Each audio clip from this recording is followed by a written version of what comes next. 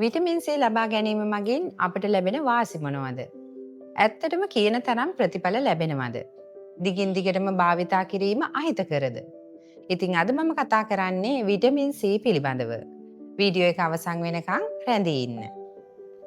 Vitamin C අපේ ශරීරයේ ස්වභාවිකවම නිෂ්පාදනය වෙන්නේ නැහැ. ඒක නිසා අපේ දෛනික විටමින් C අවශ්‍යතාවය අපි ආහාර මගින් ලබා ගන්න ඕනේ. ඔයාලා හැමෝම දන්නවනේ විටමින් C අන්තර්ගත ආහාර මං කීපයක් කියන්නම්. ප්‍රධාන වශයෙන්ම සිට්‍රස් කුලයට අයිති ආහාර. ඒ කියන්නේ පැංගිරි සහිත ආහාර. දෙහි, දොඩම්, නාරම්, ලෙමන් වගේ විටමින් C බහුලවම තියෙනවා. ඒත් එක්කම ස්ට්‍රෝබෙරි, කිවි, අන්නාසි, පේර, මිදි වගේ පළතුරු වලත් නැවුම් එළවලු වර්ග, බෙල් පෙපර්, බ්‍රොකොලි, නිවිති වගේ නැවුම් එළවලු වර්ග වලත් විටමින් C බහුලවම අන්තර්ගත වෙනවා. අපි දැන් බලමු විටමින් C වලින් අපේ ශරීරයට තියෙන ප්‍රයෝජන මොනවද කියලා. ප්‍රධාන වශයෙන්ම අපේ ශරීරයේ ප්‍රතිශක්තිකරණ පද්ධතිය හොඳින් පවත්වාගෙන යන්න විටමින් C ඉතාමත් වැදගත් වෙනවා. ප්‍රතිශක්තිකරණ පද්ධතිය හොඳින් තිබුණාම අපේ ශරීරය නිතර ලෙඩ රෝගවලට ගොදුරු වීම, ආසාත්මිකතාවයන් වලට ගොදුරු වීමෙන් ආරක්ෂා කරගන්න පුළුවන්. ඒ වගේම අපේ ශරීරයේ රුධිර නාල සහ කාටිලේජ නිෂ්පාදනය වීම සඳහාද විටමින් C ඉතාමත් වැදගත් වෙනවා. ඒ වගේම අපේ ශරීරයේ කොලජන් තන්තු නිෂ්පාදනය කිරීමට නිෂ්පාදනය වෙලා තියෙන කොලජන් තන්තු ආරක්ෂා කර ගැනීමටත් මේ විටමින් C ඉතාමත් වැදගත් වෙනවා. ඒ වගේම තමා මේ විටමින් C මගින් හීලින් ප්‍රොසෙස් එක ඉක්මන් වෙනවා. ඒ කියන්නේ අපේ ශරීරයේ තුවාලයක් හැදුනහම ඒ තුවාලයේ ඉක්මනින් සුව වීම සඳහා අපේ ශරීරයේ විටමින් C තිබීම ඉතාමත් වැදගත් වෙනවා. විටමින් C වල ඇන්ටි ඔක්සිඩන්ට් ගුණයක් තියෙනවා. අපේ ශරීරයේ ෆ්‍රී රැඩිකල් කියලා අංශු විශේෂයක් තියෙනවා. මේ මගින් අපේ ශරීරයට විවිධ ලෙඩ රෝග බෝ කරනවා. බෝ නොවන රෝග ඇතිවීම සඳහා මේ ෆ්‍රී රැඩිකල් හේතුවක් වෙනවා. ඉතින් මේ විටමින් C මගින් මේ ෆ්‍රී රැඩිකල් කියන සංයෝගය විනාශ කර දැමීමක් සිද්ධ වෙනවා. එමගින් අපේ ශරීරය ගොඩක් ලෙඩ රෝග වලින් ආරක්ෂා කර ගැනීමට විටමින් C ඉතාමත් වැදගත් වෙනවා.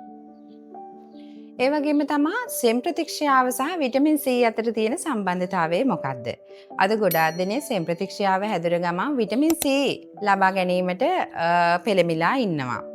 ඇත්තටම මේ විටමින් C මගින් සෙම් ප්‍රතික්ෂයාව ඇති කරන වෛරසය විනාශ කිරීමක් සිද්ධ වෙන්නේ නැහැ. නමුත් සොයාගෙන තියෙනවා මේ සෙම් ප්‍රතික්ෂයාව තියෙන කාලය. අපි කියමු දවස් 7ක් තියෙනවා කියලා. ඒ දවස් 7ක් තියෙනවා නම් ඒක දවස් 5ක් වගේ කාලයකදී අඩු කර ගැනීමේ හැකියාවක් තියෙනවා කියලා මේ විටමින් C ඒ කාලය තුල භාවිතා කිරීම මගින්. අපේ ඇඟේ යකඩ ඌනතාවය සඳහාද විටමින් C වැදගත් වෙනවා. මෙහිදී සිද්ධ වෙන්නේ අපි ගන්න ආහාරවල තියෙන යකඩ අපේ ශරීරයට සම්පූර්ණයෙන්ම අවශෝෂණය කර ගැනීමට විටමින් C ඉතාමත් වැදගත් වෙනවා. අපට දෛනිකව අවශ්‍ය වන විටමින් C ප්‍රමාණය අපි බලමු. පිරිමි පුද්ගලයෙක් සඳහා නම් දෛනිකව විටමින් C මිලිග්‍රෑම් 90කුත් කාන්තාවක් සඳහා දෛනිකව විටමින් C මිලිග්‍රෑම් 75ක ප්‍රමාණයකුත් ප්‍රමාණවත් කියලා හොයාගෙන තියෙනවා. ඉතින් අද කාලේ මේ විටමින් C සඳහා සප්ලිමන්ට් වර්ග භාවිතා කරනවා විවිධ ආකාරයේ. අපි ඕනම දෙයක් නියමිත ප්‍රමාණයට වඩා වැඩිපුර ලබා ගැනීම අපේ ශරීරයට හානිදායක වෙනවා. විටමින් C උනත් දෛනිකව මිලිග්‍රෑම් 2000කට වඩා වැඩිපුර ලබා ගැනීම මගින් දීර්ඝ කාලයක් මේ ආකාරයට ලබා ගැනීමෙන් අපේ වකුගඩු ආශ්‍රිතව ගල් ඇතිවීමට ඉඩ තියෙනවා. ඒ වගේම තමයි වමනය, බඩ දැවිල්ල, හිසේ කැක්කුම වගේ විවිධ අතුරු ආබාධ ඇති වෙන්න පුළුවන්. ඒක නිසා ඔයාලා විටමින් සප්ලිමන්ට් භාවිතා කරනවා නම් විටමින් C ආශ්‍රිත සප්ලිමන්ට් භාවිතා කරනවා නම් දෛනිකව මිලිග්‍රෑම් 2000ට වඩා වැඩි මාත්‍රාවක් ලබා ගැනීමෙන් වැළකී ඉන්න. අපි කතා කළා වගේම විටමින් C මගින් අපේ ශරීරයේ ඇතුළතට ගොඩාක් වාසි ප්‍රයෝජන ලැබෙනවා වගේම අපේ සමටත් ගොඩාක් වාසි ප්‍රයෝජන ලැබෙනවා. මේක නිසා අද වන විට රූපලාවන්‍ය ශාස්ත්‍රයේ වැඩි වශයෙන් මේ විටමින් C සඳහා නැඹුරුතාවයක් තියෙනවා. විටමින් C සප්ලිමන්ට් වර්ග, විටමින් C ක්‍රීම් වර්ග සහ සීරම් වර්ග වැඩි වශයෙන් වෙළඳ පොලේ දකින්න ලැබෙනවා. ඉතින් අපි බලමු මේවායින් ඇත්තටම ප්‍රතිඵල ලැබෙනවද කියලා. මේ vitamin C skin barrier system එකක් විදිහට ක්‍රියා කරනවා. ඒ මගින් අපේ සමෙන් ජලයේ වාෂ්ප වී යාම අඩු කරනවා. ඒක නිසා සමේ තෙතමනය හොඳින් ආරක්ෂා වෙලා අපේ ස්කින් එකට හොඳ හයිඩ්‍රේෂන් එකක් ලැබෙනවා. ඒ වගේම මේ විටමින් C මගින් අපේ සම පැහැපත් වෙනවා. විටමින් C නිසා සමෙහි මෙලනින් නිෂ්පාදනය අඩු වෙනවා. UV කිරණ වලින් සම ආරක්ෂා වෙනවා.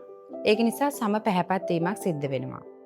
අද ගොඩාක් දෙනෙක් බ්ලීචින් ක්‍රීම් භාවිතා කරලා හම සුදු කර ගැනීමට පෙළඹිලා ඉන්නවා.